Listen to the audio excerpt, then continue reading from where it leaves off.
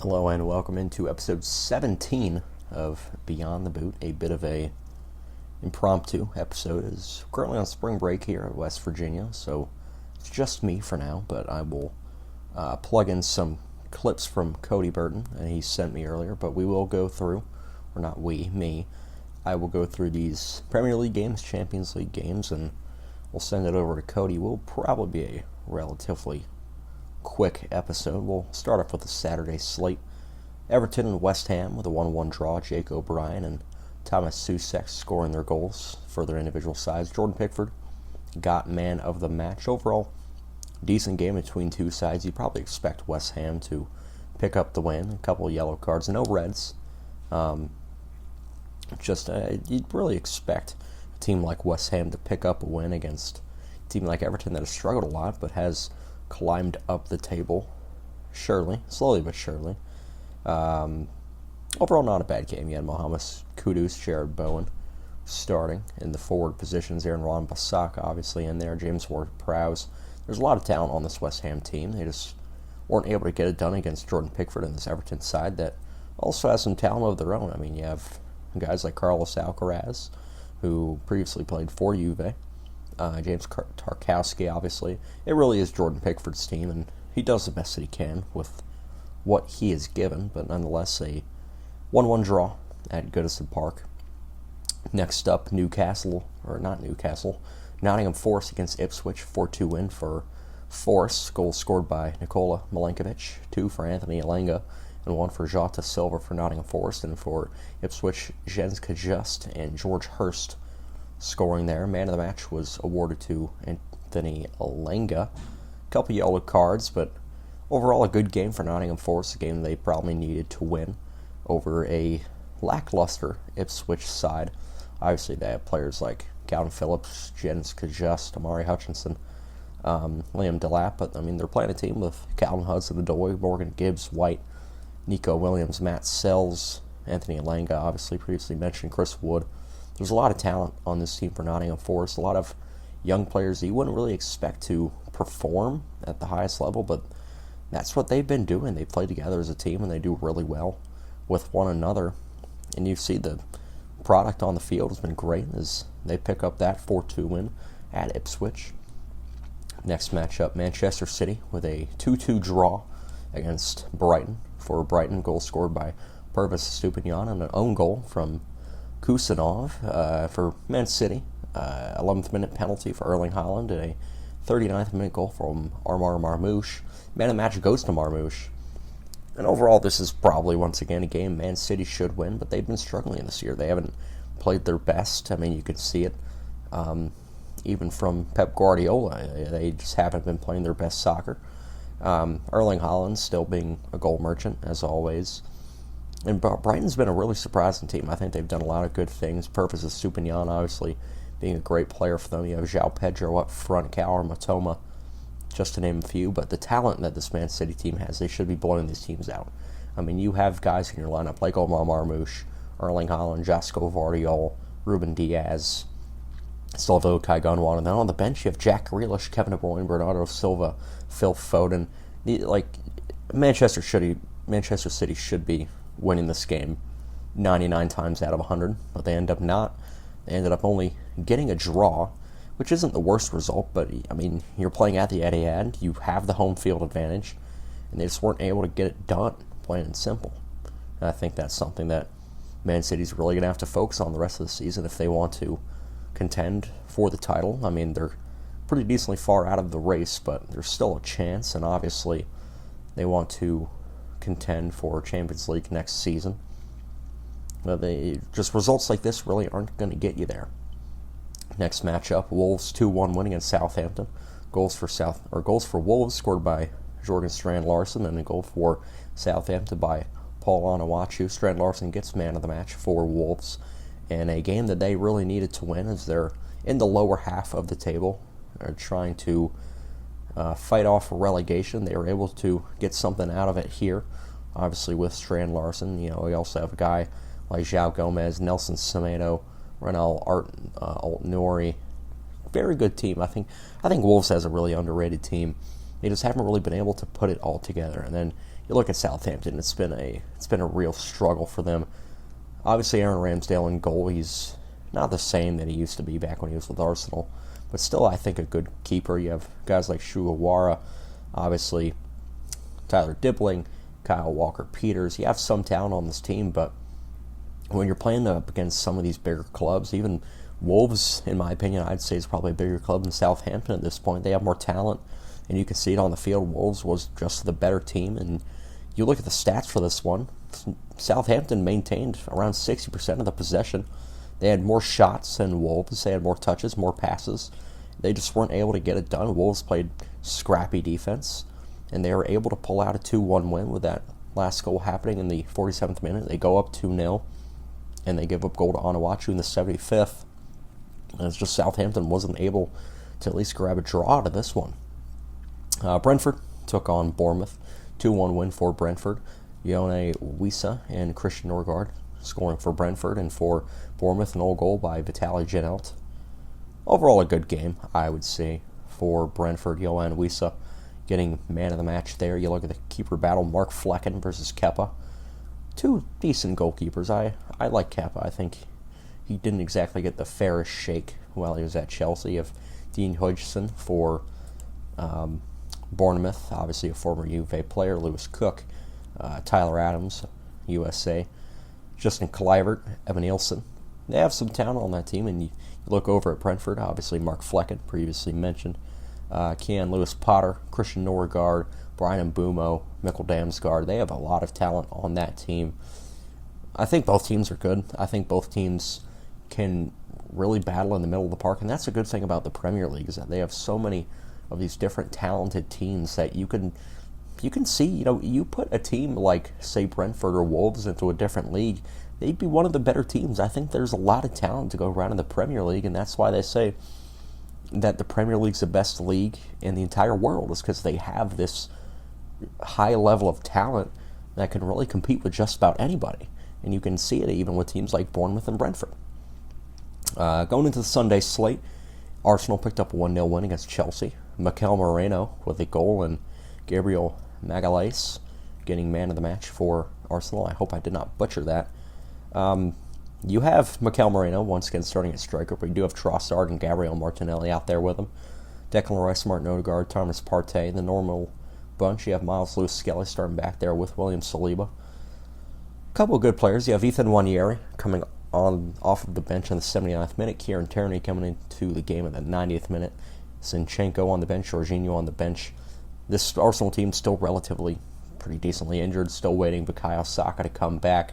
Obviously Kai Havertz, if he even will this season. But then you look at Chelsea, once again, the talent that they have. Marc Cucurella, guys like Wesley Fofana, Enzo Fernandez, Jadon Sancho, Christopher Nkunku, Pedro Neto up front.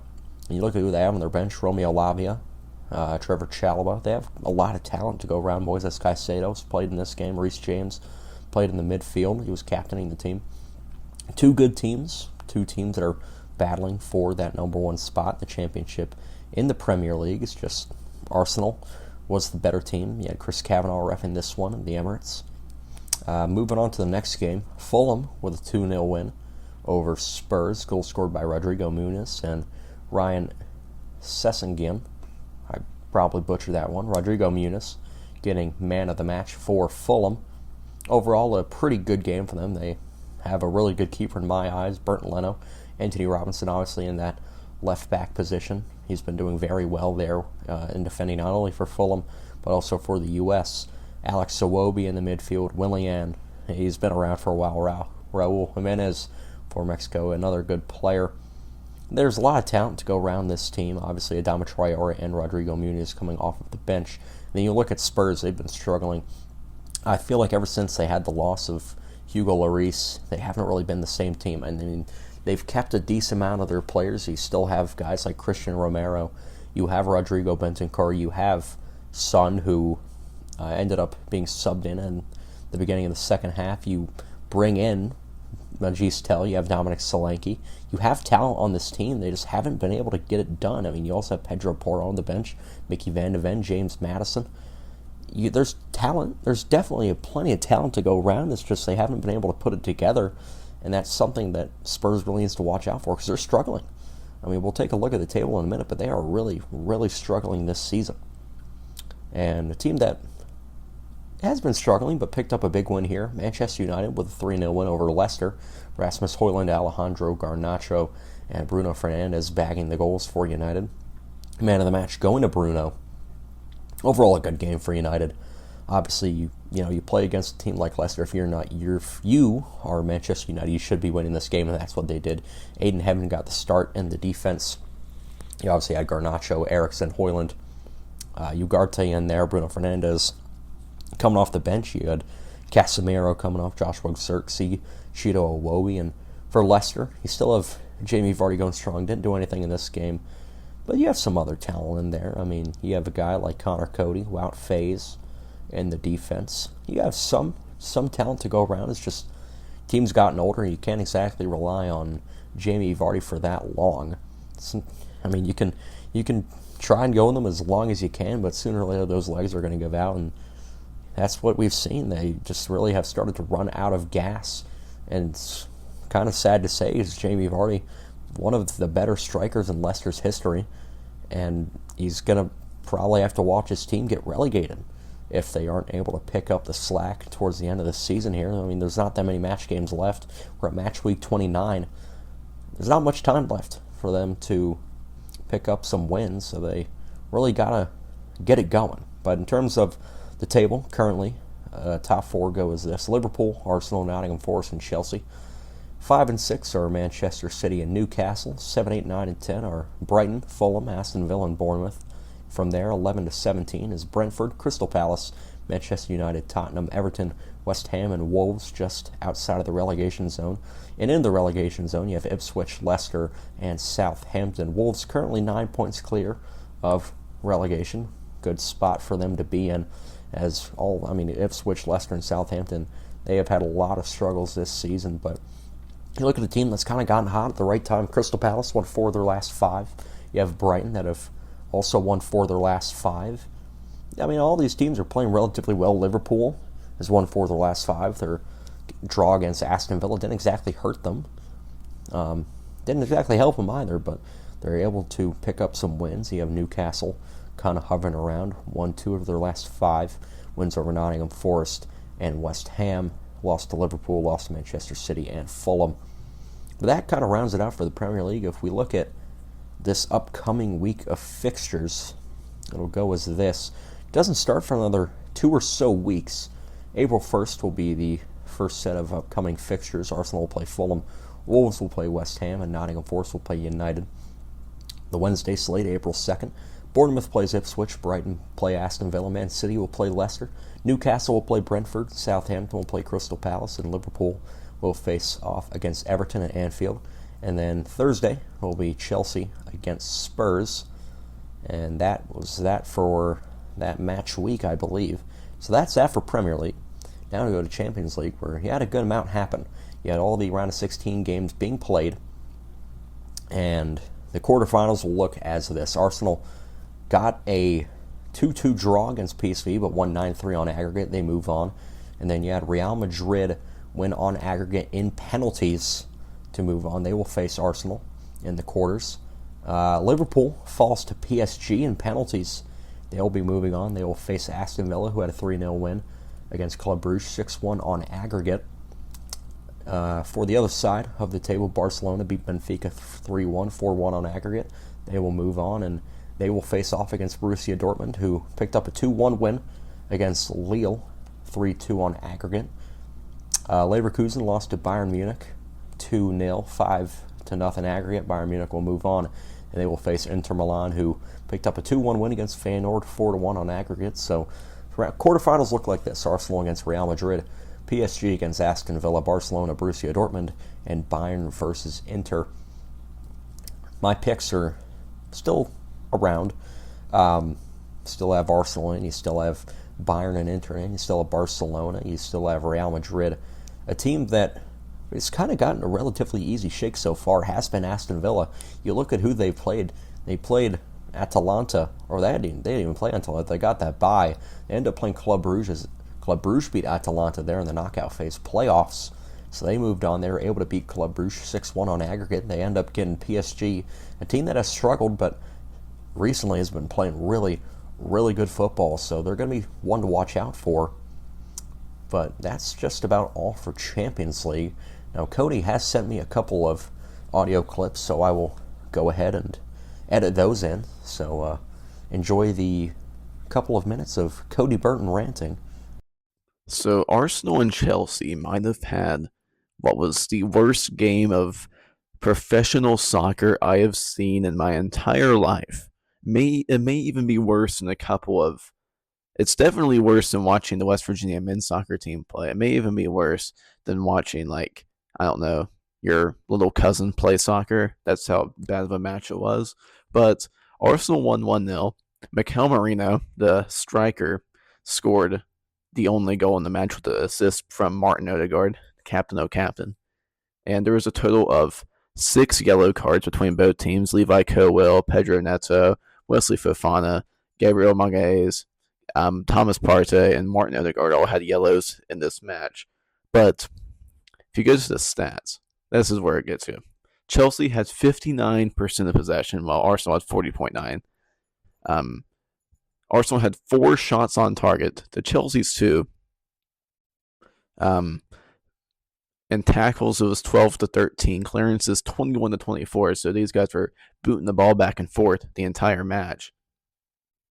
And if you go to corners, 5-4, Arsenal usually tends to win that. There was 2 offsides, 2 for Arsenal, 1 for Chelsea, 3 yellow cards for each team, 10 fouls conceded for Arsenal, 13 to Chelsea.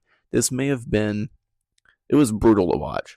Arsenal could not do anything on offense, and could barely even get possession, really. And Chelsea just sucked. Like, they had possession. They couldn't do anything. They couldn't get past the line of defense for Arsenal. The line of defense of Arsenal was incredible, but it was just a brutal match to watch. And if Arsenal didn't win, I may have just decided to take a break from soccer for the rest of the month at that point because of how terrible of a match it was. But Arsenal won, so Gabriel got the fan vote man of the match, so that's always great. And it was a brutal match to watch, but Arsenal was able to get the win. There was handball appeals. Cucurella survived a handball appeal, and they said it wasn't enough, but it was a brutal match to watch, and Arsenal were able to win, but it made me hate every single second watching that win, and it was kind of funny that Arsenal was still winning. I still absolutely hated myself after the match. Tottenham Hotspur has to be the most hilarious club in the world. You lose to Fulham 2-0. Fulham's a solid team. You're playing in the Craven Cottage, so it's a tough place to play. But I cannot remember the last time Spurs actually looked decent whenever they were playing.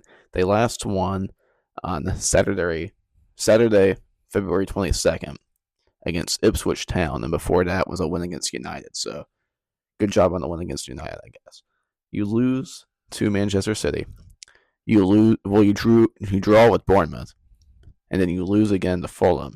And now you have Chelsea coming up, who are probably going to want to play better than that awful, atrocious performance and game that they had against Arsenal this same day. But Tottenham Hotspur is currently 14th in the table, only ahead of Everton, West Ham, Wolves, Ipswich Town, Leicester, and Southampton. And other than that, they're currently behind Crystal Palace, Brentford, Bournemouth, Aston Villa, Fulham, Brighton, and then obviously Newcastle, City, Chelsea, Forest, Arsenal, and Liverpool. But what a awful season for Spurs. And all you have to do is laugh. You just have to, let's all laugh at Tottenham. Ha ha ha. It's such a funny thing to laugh at, and they're a very bad team, and it's very interesting how they haven't sacked Ainge yet. He's still there.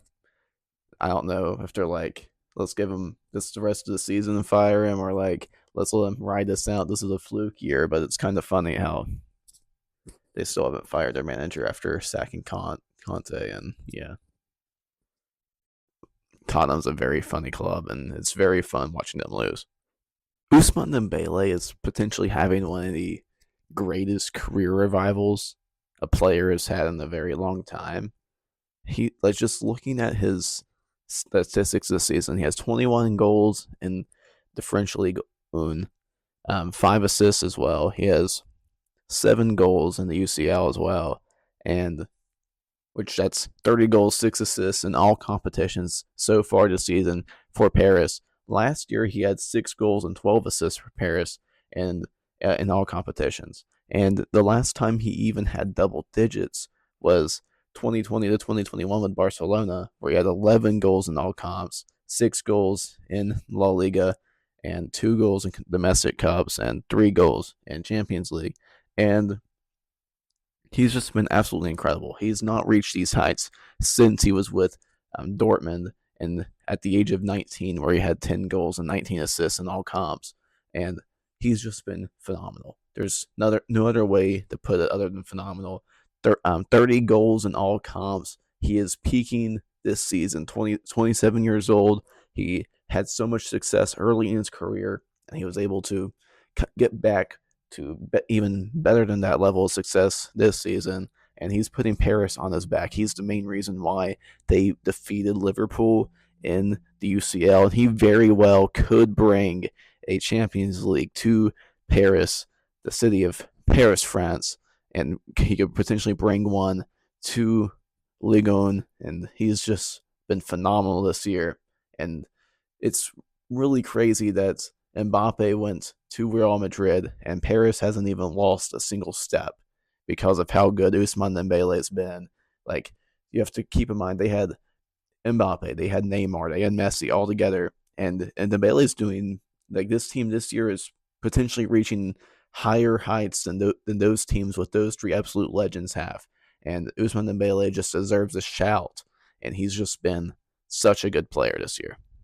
With that, we will wrap it up. Thank you once again for listening to episode 17 of Beyond the Boot.